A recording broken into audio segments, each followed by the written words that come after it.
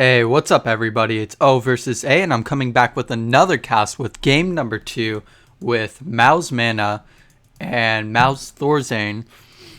And this is going to be 2v2 and the other team is Aristeo and EmpireKas. So as we saw from last game, we saw mouzMaNa and mouzThorZaIN basically owning their opponents pretty easily. And it looks like they switched up the races a little bit.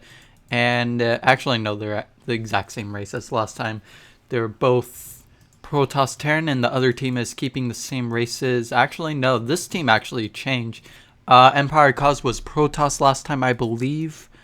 Or, I'm trying to remember. No, he was actually Terran last time, never mind. So, we are going to be seeing another epic game between these two players. Now, this is going to be a shorter replay, as you can see from the YouTube timer.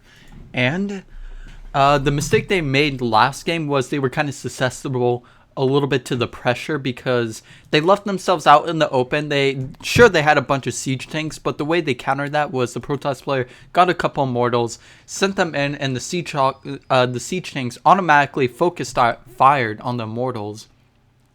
And basically, immortals don't take that much damage from a tank. They only take 10 damage per shot. And there may be like 10, 15 tanks shooting at the couple of mortals, but their shields aren't even going to go away by then. So then you send in the army right when the tanks are shooting. They have like a 1-second recharge. Blink stalkers will blink on top of the tanks. Tanks will do splash damage upon themselves. And most of the stalkers will die, but then there are other siege tanks in the back by the other Terran player. And the Zerg player didn't really have anything to back up his ally. And earlier in the game before, they made the exact same mistake, which basically, they shouldn't have gotten tanks. That was actually a pretty bad idea because Immortals countered that pretty easily, and they just got the army composition to basically overwhelm their opponents, which consists of Colossus, Stalkers, Zealots, Marine, Marauder, Medevac, and it's pretty difficult to stop. Especially for Zerg players, since they don't really have that many good units in the early game. Later game, they get some pretty good units like Ultralists and Broodlords. But they need to hold on until then, until the Zerg player can get his tier 3 units. So, both players are scouting around really heavily by both players. I mean, like both of these teams. And this Marine actually may be caught off guard a little bit. He might be saved. And yes, he will. He only got one shot up, but a medevac can heal that pretty easily. Not that big of a deal, but the Ling can regenerate without a medevac.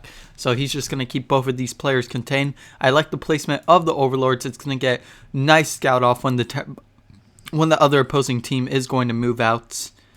And looks like EmpireKas is going to go for some 2 racks pressure. And they're mad about last game, so I'm assuming they're going to go for some nice decent amount of pressure. The Zerg player is going for speed, and he might drop down. No, he's not going to drop down a Baneling's Nest. So he's probably just going to work on trying to kill the Protoss player. And what I mean by that is once his speed kicks in, the Terran player is going to kill off the Zealots, so that way the Zerglings can run in, get a surround on the army pretty easily. He's going to need to back up that Zealot, and this is where the Lings can run in. But speed isn't quite done yet. In 1 more second it is, and now he can run in and overwhelm his opponent. But I don't know what he's waiting for. I guess he's worried about counterattack or something like that. And our Terran player doesn't really have that much of anything. He has a few Marines. He's trying to pump out as many Hellions as possible to counter these Lings, and this might be a quick GG, and this might go into game number 3, but I don't know. These players could possibly pull it out. You never know. They could actually have something up their sleeve, but both of these players, keep in mind, all these players over here are Grandmaster League, and he was trying to block off with the gateway so that way the Lings couldn't get us around, and this is just an overwhelming amount of Lings, and he's going to lose his probes inevitably. There's no way he can get them away. Even if he turns around to start trying to kill the Lings, there are more Lings than probes, so it's not going to happen. He was able to warp in a few Zealots, but that's not going to be enough to kill this amount of Lings, and the Terran player, mouzThorZaIN, is sending in everything as much as possible to try to counter what the other players are getting. So he's doing a decent job. He killed a lot of Marauders, and now he's just going to have to deal with all these Lings. He's sending in everything, Zealots, Pros, SCVs, Marines, Hellions, but it might not be enough. This is a lot of Lings, and yeah, he's going to overwhelm this army. Too many Marauders, and What play by them? It was kind of a little bit cheesy play, and it's very difficult to counter, especially for a Protoss player. And they're just going to leave the game since he didn't really have a nexus.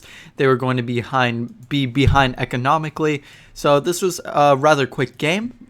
And yeah, hope you guys enjoyed. I'm going to cast game number 3 as soon as possible. Love you guys, and I'll see you next time.